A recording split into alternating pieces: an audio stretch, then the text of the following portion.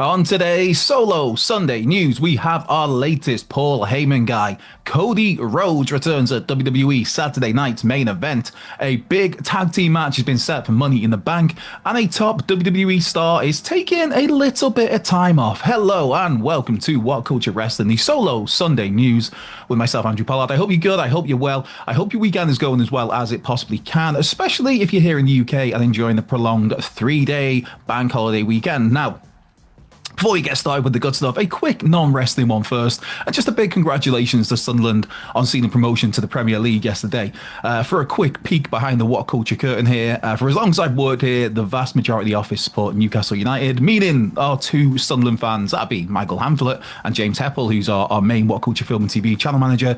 They have had so much abuse over the years, so a big congratulations to Sunderland, even if it means no away day to the Stadium of Light for me next season. And as a Wrexham fan, isn't it such a shame for Sheffield United? Nah, stick that in your documentary, innit? Also, a quick shout out to Andy Murray and his Aberdeen, who beat Celtic in the Scottish Cup final yesterday. Plenty of celebrations for some of the What Culture crew this weekend. So you're here for wrestling, so let's talk wrestling, and let's start things off with Saturday night's main event, and more specifically with the latest Paul Heyman guy. I can't lie, it's someone I predicted a few weeks ago, just saying, even if I wasn't sure if the group necessarily needed another big, strong boy. Yes, Bronson Reed made his return last night and aligned with Paul Heyman, Seth Rollins, and Bron Breakker. Now, this came in Saturday night's main event opening match. We had Rollins and Breakker taking on CM Punk and Sami Zayn. They got to a point where we had Sami Zayn having the upper hand on Bron Breakker, Bron being in the corner, Sami the other side of the ring, Paul Heyman running the distraction with the referee, and you had CM Punk outside near the barricade. And then, Bronson Reed hopped the barricade and speared Punk through that barricade, which distracted Sami Zayn, allowed Bron Breakker to hit him with his own spear and get the 1, 2, 3. Post-match, there was this, I guess you'd call it a bit of a tense stare down between Breakker and Bronson before Seth kind of gave Bron a little tap in the back sort of thing and was like, nah, it's cool. And then he'd give Bronson a big old hug. The three then, they take out CM Punk, complete with Bronson Reed hitting that brilliant looking tsunami splash on old Punker. And with that, we have our latest Paul Heyman guy. And if you're asking me, it's a really, really nice fit. I mean, storyline-wise, there's a few interesting tidbits here at play. I mean, such as Seth Rollins and Bronson Reed, they've got plenty of history together. Remember, Bronson hitting, what was it, like six tsunamis on Rollins, was it that time on Raw? And they had that pretty solid mini feud for a few weeks.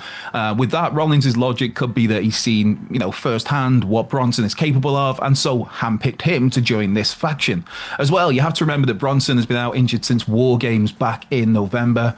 And how did he get injured? That was trying to hit the tsunami from the top of the cage through a table on Roman Reigns, only for Roman Reigns to be pulled out of the way by CM Punk. So for Bronson, he could put the blame on CM Punk for his injury, which nicely plays into what we saw take place last night. Now, for Bronson Reed, this is a really, really big deal. This is a massive spot for him. It now puts him nicely in the spotlight as part of one of the most featured acts in the entire company right now. I mean, simply having Paul Heyman alongside you, that is a big deal for Bronson. Not to mention a top star and multiple-time world champion in Seth Rollins, and the hottest young star in the business in Bron Breakker. So yeah, a nice piece of business all round, if you ask me. Now, sticking with Saturday night's main event, and not just did we see the return of Bronson Reed, but we also saw Cody Rhodes for the first time since WrestleMania 41. While Bronson made his return in the opening match, Cody made his return during the main event, which was Jey Uso versus Logan Paul. In that main event, John Cena, of all people, ended up getting involved, pulling the referee out of the ring when Jey Uso had Logan Paul beat. With the referee down, Cena then attacked Uso, in turn leading to Cody Rhodes making his return to even the odds, eventually dropping Cena with the crossroads, and Uso then hits the spear and the splash to get the 1, 2, 3, the win over Logan Paul. Now, all of this took place after we'd seen a brief backstage interaction earlier in the night between Uso and Cena. That was after Cena had defeated R-Truth, and Cena basically told Jey, it'd be a shame if a YouTuber defeated Jey Uso, as in somebody with such a rich family history, somebody who's the world heavyweight champion. Cena kind of pointing out that that'd be a way to ruin wrestling, which, yes, of course, ties into his own promise to, ruin wrestling. Following the Uso versus Paul match, Cody got on the mic and set up a big tag team match with Money in the Bank next month. That will be John Cena and Logan Paul versus Cody Rhodes and Jey Uso. Now, Money in the Bank takes place on June 7th. Previous reports had stated how Cena was set for a major match at Money in the Bank, though those same reports, they basically had played down and said, like, it will not be John Cena versus CM Punk, which that is a match that many fans had speculated about, particularly with the pair having such a history at Money in the Bank. I mean, dating back to 2011, Punk threatening to win the WWE title and walk out of the company with it, which he did. He won the title, he walked out of the company, and was gone for what, like 2 weeks.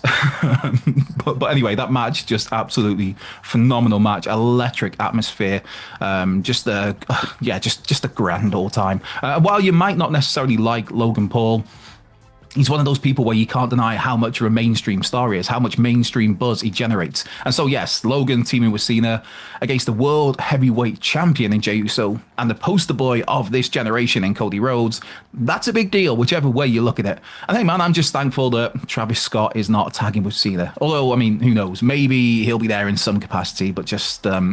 yeah, I'm all good there, thanks. So that makes it 3 matches announced so far for Money in the Bank. There's the tag match, there's the 2 Money in the Bank matches themselves. That'd be Alexa Bliss, Rhea Ripley, Roxanne Perez, Julia, LA Knight, and Solo Sikoa. They're the confirmed participants so far for those matches. And on that front, not just did last night see the next Saturday night's main event announced for July 12th, but Evolution 2 has now also been made official for Sunday, July 13th. With both events, they're going to be taking place from State Farm Arena in Atlanta, Georgia. And there's plenty of rumblings that next Saturday night's main event might well feature Goldberg's retirement match, which, again, I mean, that would certainly line up with the Atlanta setting. Interestingly, that July 12th date is also the date of All in Texas. Yes, meaning Saturday night's main event will be running directly up against AEW. For me, I'm just happy that Evolution 2 has been allowed to run at its own night rather than being put up against All In, just for various reasons. And it's absolutely crazy, man. I didn't realize how long it had been until I looked it up this morning. But it's crazy to think it's somehow nearly 7 years since that first and only Evolution PLE. That was back in October 2018. And now we get to speculate, on what big matches will be featured at Evolution 2. What legends may appear. I mean, hey, maybe we get AJ Lee back in action. Stranger things has happened. Fingers crossed on that one. Right, wrapping up today's news. And again, kind of being a Saturday night's main event adjacent story, and that story is that Drew McIntyre is set for a break from WWE programming. Last night saw Drew lose to Damian Priest in a steel cage match. Priest running Drew's throat into a chair, then hitting a concerto before then exiting the cage to win the match. And that loss was done to write Drew off TV. On that, Fightful Select notes that Drew was planned to take some time off after Saturday night's main event, adding how McIntyre had been, working pretty banged up for a little while now. I mean, Jesus, man. You look at that awful bump through the table he took at Backlash.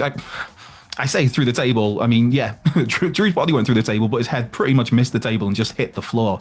A very gnarly bump. I mean, before that as well as a Sin City Street Fight at WrestleMania 41, again, against Priest, which was a very physical match. So yeah, Drew McIntyre has certainly been through it recently, and now he gets to take some time off, let his body rest up. Fightful notes how this time off is contractual. Basically, that sounds like part of Drew's deal calls for him to have spells of absence, which is nothing strange for a top WWE star. Plus, when McIntyre, he's been killing it in the way that he has for the last little while, it's a nice reward for a talent. I mean, especially when you get to a certain age. Drew is turning 40 next month. It's a reward there, but it also simply allows your body to rest up and heal. I mean, it's a brutal old business at times, and as I mentioned, Drew's been through it a lot in the last few months. On this note as well, PW Insider adds that Drew McIntyre is expected to take an extended leave of absence, meaning they'll be gone for the foreseeable future. So yeah, rest up, big man.